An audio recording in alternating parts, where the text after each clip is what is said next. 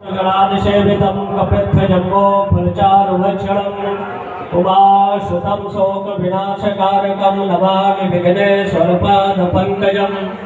विघ्नेश्वराय वरदाय सुरप्रियाय लम्बोदराय सकलाय जगद्धिताय नारायणाय स्तुतियज्ञविभूषिताय गौरीसुताय गणनाथ नमो नमस्ते।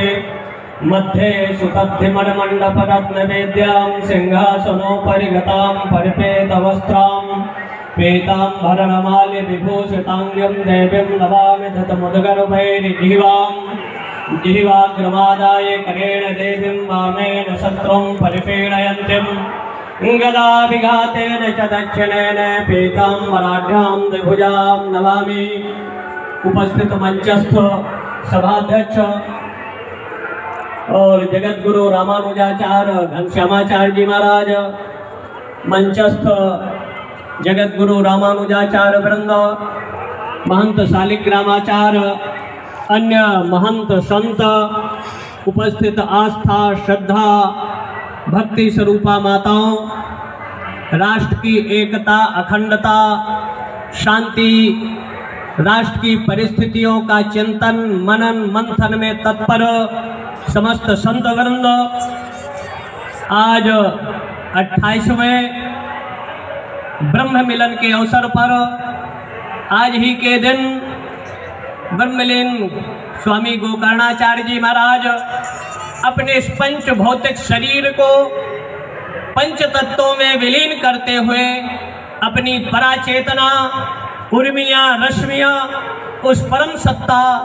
ईश्वरी सत्ता गोलोक की यात्रा कर ईश्वर में अपने स्थूल सूक्ष्म कारण शरीर को विलीन कर आज वो हम लोगों के बीच नहीं है, लेकिन महाराज का चिंतन उनके आदेश निर्देश उपदेश को अगर हम अपने जीवन में उतारते हैं, संतों का मार्गदर्शन मनुष्य लेता है तो मनुष्य के अंतःकरण के चक्षु ज्ञान और वैराग्य के नेत्र खुलते हैं।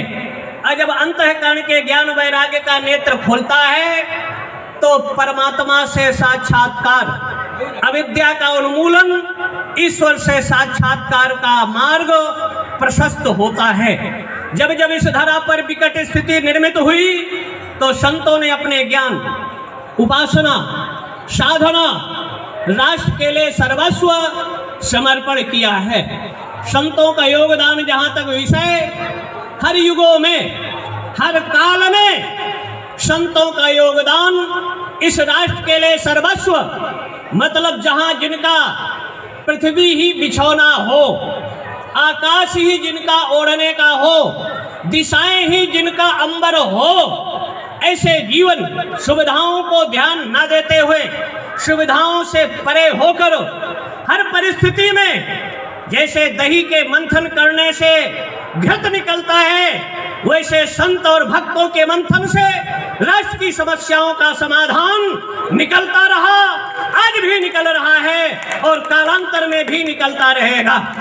संत अगर ठान लेता है तो चाहे जो काल रहा हो, जो युग रहा हो, उन्होंने अपने प्राणों का परवाह नहीं किया। मृत्यु का वर्ण हंसते हुए किया था, लेकिन राष्ट्र के प्रति गद्दारी और अपने कर्तव्यों से विमुख कभी नहीं हुआ है। चाहे वो रामानुज का काल रहा हो, चाहे आचार्य शंकर का काल रहा हो, चाहे वो संदीपनी का काल रहा हो, चाहे वो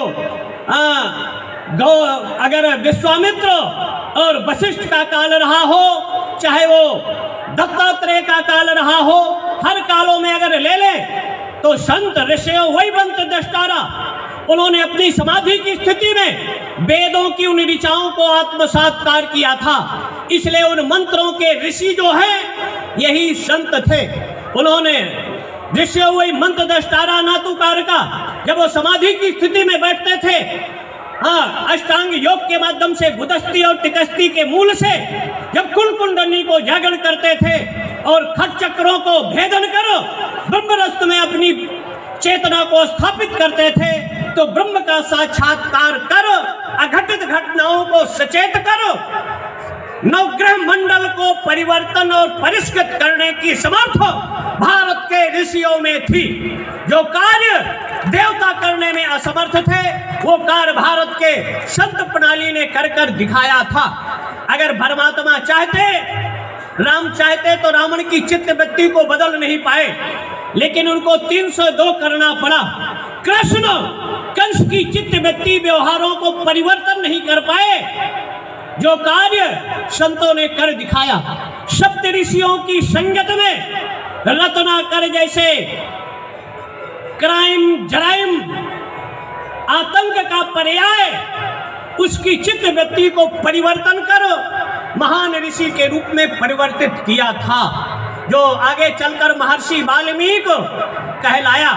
ये अगर कोई प्रभाव था तो सरकार तो कोर्ट में मुकदमा करेगी, सजा करेगी, लेकिन संतों की जो शरण में आया उसका जीवन परिवर्तन हो जाता है। और रत्नाकर की सुसुप्त पड़ी जन्म जन्मांतर कल्प कल्पांतर युगांतरों की अविद्या सरस्वती को इसी प्राग की भूमि पर किंचित भीता गंगा जल लो कणिका पीता, एक कण जब गंगा जल का पान रत्नाकर ने किया था, उसकी चित्त वृत्ति का परिवर्तन परिष्कार होकर और चरितम रघुनाथस्य शतकोटि प्रविस्तरम एक एक अक्षरम पुंसक महापातक नाशनम 100 करोड़ श्लोकों में भगवान राम के चरित्र का वर्णन कर अगर ये कोई प्रभाव था तो इस तीर्थराज का प्रभाव था, संतों का प्रभाव था, जहां याग बल से मिलकर रत्नाकर के जीवन का परिवर्तन और परिष्कार। यहाँ सब आते हैं गंगा के लिए।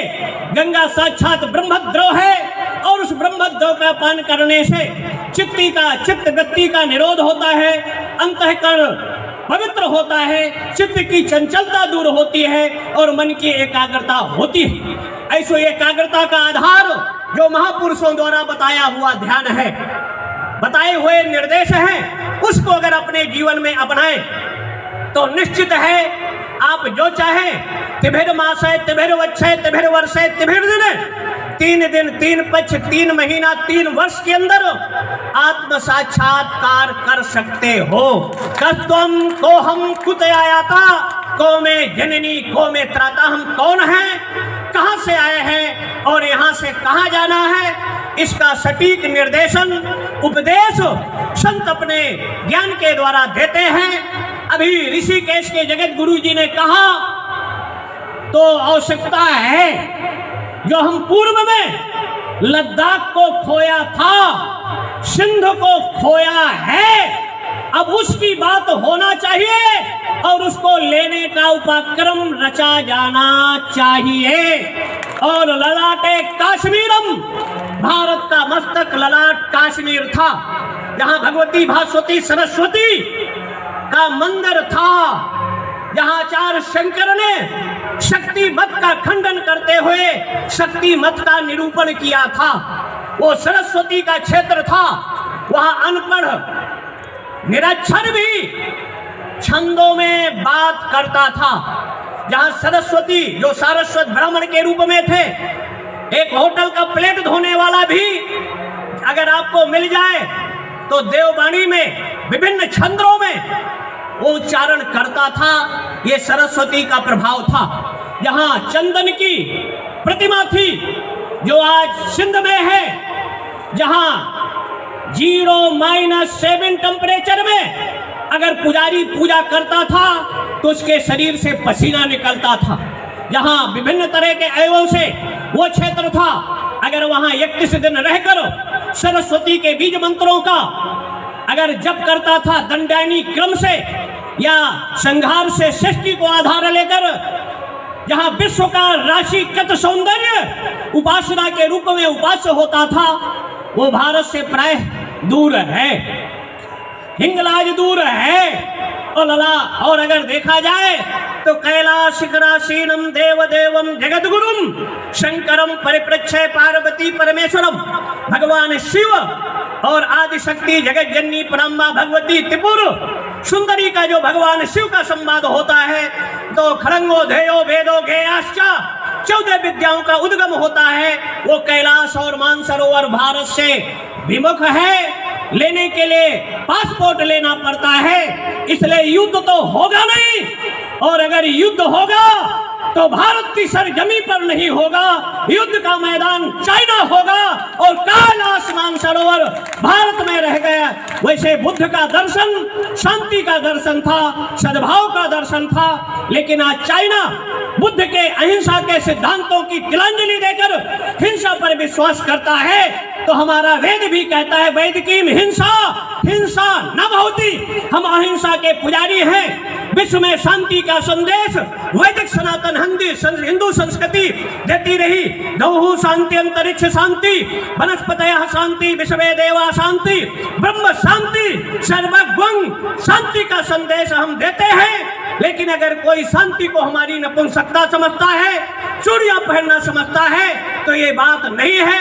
ये 61 या 71 का भारत नहीं है, ये 2022 का भारत है, जो दुनिया में अपनी दादागिरी करने के लिए प्रसिद्ध है। और 21वीं सदी में विश्व का नेतृत्व और मार्गदर्शन भारत करे, राष्ट्रवाद प्रबल हो, प्रखर हो और भारतीय संस्कृति का मानबिंदु मिले। लेकिन IAS, IPS और PCS में जो उर्दू का पेपर अनिवार्य किया है, वो तत्काल निरस्त होना चाहिए। उसका आधार होना चाहिए अंग्रेजी, हिंदी और प्रदेश स्तर से वो क्षेत्रीय भाषा में होना चाहिए। उर्दू को निरस्त कर, और अगर निरस्त नहीं करते तो 20 वर्षों में IAS, PCS में ऐसे अलगाववादी वो कॉपी जांचने की जाएगी उन दाढ़ी वालों के पास, और ऐसे लोगों को फेल करेंगे जो हर जिले में खतरे की घंटी होगा। इसलिए देश सुरक्षित रहे, संवर्धित रहे, तो समान शिक्षा नीति इस देश में लागू होना चाहिए। और धारा 29 और 30 जिसमें रामायण, गीता, भागवत और वेदों का पठन पाठन प्रतिबंधित है, वो तत्काल 29 और 30 अटकल धारा समाप्त किया जाना चाहिए। और भारत हिंदू राष्ट्र था, है और भविष्य में रहे, लेकिन हमारी सीमाएं विस्तार थी, लेकिन सीमाएं हमारी सिकुड़ रही है, हम सिकुड़ रहे हैं। इसलिए सीमाओं को विस्तार देने के लिए हिंदू राष्ट्र लिखना कहना प्रारंभ करिए, तो सत्ता पर दबाव होगा और हर समस्या का समाधान एक ही विकल्प है, भारत वैदिक हिंदू राष्ट्र बने। यही हमारी श्रद्धांजलि है। और गोकर्णाचार्य जी महाराज का जो निर्देश था, उपदेश था 94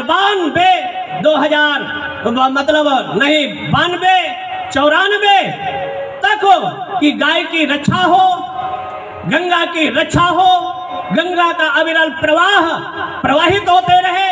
और तीर्थ राज के जो हमारे सभाध्यक्ष हैं, द्वादश माधो हंस तीर्थ को जो विकट कर रखा है, कब्जा कर रखा है, यहाँ पंचकोशी भी यात्राएं होती हैं, यात्री आते हैं, द्वादश माधवों का कब्जे से मुक्त हो, तीर्थराज के जो तीर्थ हैं उनका संरक्षण संवर्धन हो, तीर्थ की गरिमा महिमा दृढ़मा बनी रहे। इन्हीं शब्दों के साथ वाणी को विराम। सर्वे भवन्तु सुखिनः, सर्वे सन्तु निरामया, सर्वे भद्राणि पश्यन्तु मा कश्चित् दुर्भाग् भवेत्। ओम शांति ही, ओम शांति। धर्म की, अधर्म का प्राणियों में गौ माता की, भारत माता की, तीर्थराज त्याग की, ब्रह्मलीन गोकर्णाचार्य जी महाराज की, संत समाज की, भक्त समाज की। हर हर महादेव।